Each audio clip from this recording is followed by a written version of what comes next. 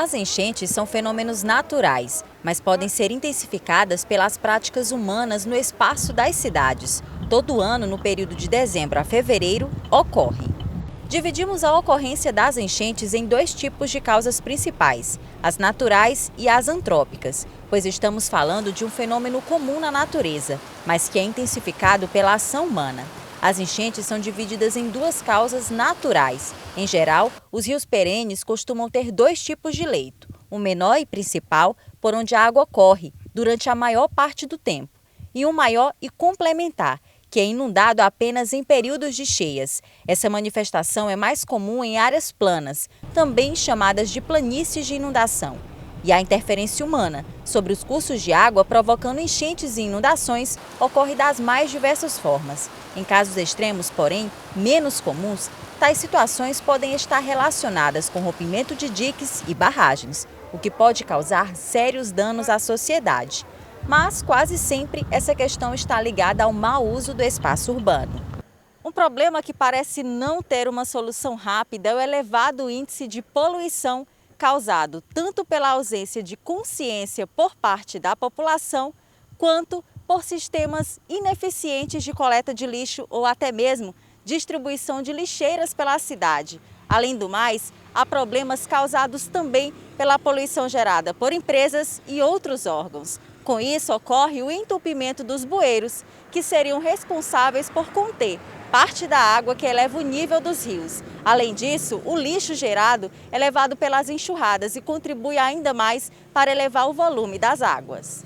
Na questão do centro urbano, acontece nem tanta inundação, que aí tem diferença, inundação e alagamento. A inundação é quando as casas elas ficam alagadas decorrente do aumento do nível do rio, é a inundação.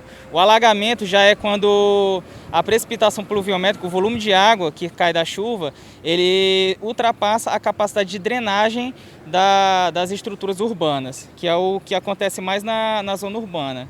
Que muitas casas a gente observa que, devido a elas serem muito antigas, algumas delas elas têm um nível muito baixo, porque foram construídas numa época que não tinha asfalto ainda, e quando chegou a pavimentação, essas casas ficaram um pouco abaixo do nível da rua, não tendo como escoar essa água para a rua. Então, muitas vezes, o que acontece? Essas casas elas ficam com os quintais alagados, elas precisam fazer readaptações, às vezes dá problema entre vizinhos, porque precisa quebrar um muro e a água precisa passar pelo muro de outro vizinho, que está no nível mais baixo, para poder chegar na rua do outro lado.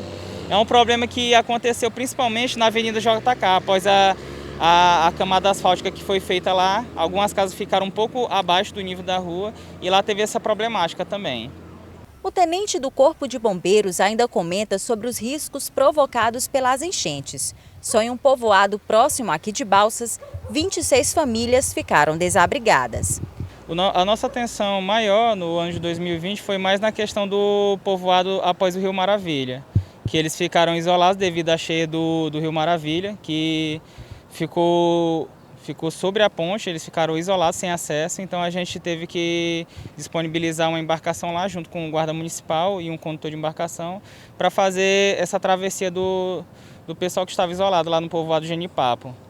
Além das vistorias feitas pela Prefeitura, é importante ficar atento também ao descarte irregular do lixo. A probabilidade é que se concentre mais esse volume de chuvas, que a gente aguardava que no início de janeiro já teria um volume alto de chuvas, e no entanto a gente pode ver que as chuvas elas estão mais espaçadas. A gente acredita que na verdade vai demorar um pouco mais esse período de alagamentos, que é agora que vai realmente começar a questão do alagamento, nesse período de fevereiro, já que em janeiro essas chuvas foram mais passadas, e pelo que a gente observa pelas previsões do INPE, é que essas chuvas elas vão começar a se tornar cada vez mais frequentes. Tanto é que nessa semana agora, a gente tem previsão de chuva em todos os dias.